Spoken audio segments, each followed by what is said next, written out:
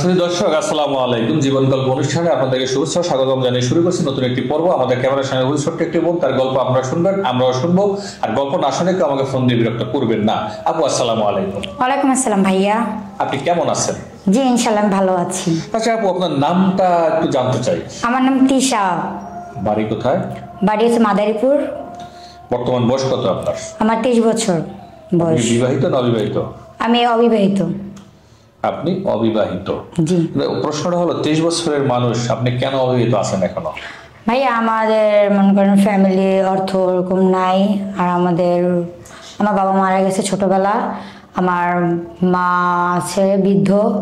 আর আমার ভাই আছে একটা, ও একটু টুকটাক কাজ করে, ওইটা দিয়ে আমাদের সংসার ভাবে একটু টানাটানিতে চলে। সংসার টানাটানিতে চলে। জি। কিন্তু আমার প্রশ্ন হলো যে মিডিয়ার মাধ্যমে আপনি কি চান?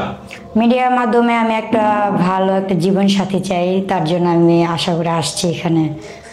তার বয়স বা তার অন্য কিছু কি রকম কি হলে আপনি চলবে, মানে কেমন চাই মানুষটা? ভাইয়া সে যেমনই হোক, তার মনটা ভালো হতে হবে।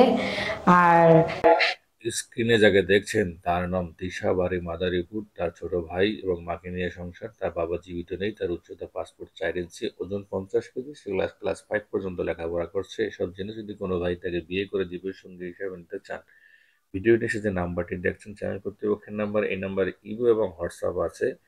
স্ক্রিনশট দিয়ে ছবি তুলে এখানে পাঠিয়ে দিয়ে ভয়েস করে আমাকে জানাবেন। আমি আপনার ভয়েস শোনার পরে আমার সময় মতো আমি আপনাকে নক দিয়ে বিস্তারিত তথ্য দিয়ে সহযোগিতা করবো ইনশাল্লাহ। সে যে আমাকে মানে অনেকটাই ভালোবাসে, আর বয়স যতই হোক তাতে আমার কোনো আপত্তি নেই। আচ্ছা, যদি ওই ভাইয়ের স্ত্রী মারা গিয়ে থাকে, সংসারে সন্তান থাকে, তাহলে কি আপনি সেটা গ্রহণ করতে পারবেন? হ্যাঁ, সেটার পক্ষে মানে আমি সেটা মেনে নিতে পারবো, যেহেতু তার স্ত্রী যদি না থাকে তাকে আমি বিয়ে করতে রাজি আছি। তো আপনার কথা শুনে জেনে বুঝে যদি কোনো ভাই যোগাযোগ করতে চায়, তো সেক্ষেত্রে আপনার সাথে কিভাবে যোগাযোগ করবে? আমি আপনাদের এখানে আসছি, মিডিয়ার জগতে আসছি যেহেতু, যে আমি বলতেছি আমি আপনাদের সাথে আসছি যেহেতু আপনারা যোগাযোগ করবেন তার সাথে, আর সেখান থেকে আমি জানতে পারবো। মানে আপনি বলতে চাচ্ছেন যে আমরা যাচাই বাছাই করে আপনাকে ডাকবো, আপনার যাকে পছন্দ হয় তাহলে কি করবেন, বিয়ে করবেন? জি, বিয়ে করবো ইনশাল্লাহ। সরাসরি? জি।